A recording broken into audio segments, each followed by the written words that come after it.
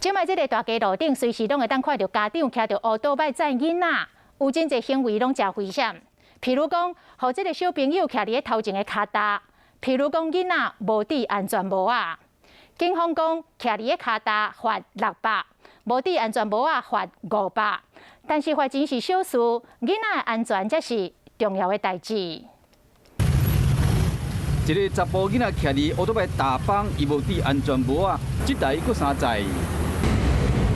同款嘛，伫台中市的文心路，这个囡仔真欢喜，甲大人在比骹挥手，看一个真同款无戴安全帽啊。来到幼稚园外口，囡仔有够济，就算乌倒摆后座无载人，抑过大人大部分就愿互囡仔徛伫脚踏帮，短短一天来伫台中市区就有几啊件。针对这款的行为，警方讲安尼已经违规啊。机车负载人员未依规定者，是处新台币300元以上600元以下罚款。那若未依规定戴安全帽的话，是处新台币500元的罚款。罚钱搁小可代志，就惊讲发生意外，连囡仔都无命。因过了捌发生足济摆，若发生车祸都会有伤亡。那我们在处罚取缔并不是目的，孩童站在前踏板位置，坐或站的方式的话比较不稳定。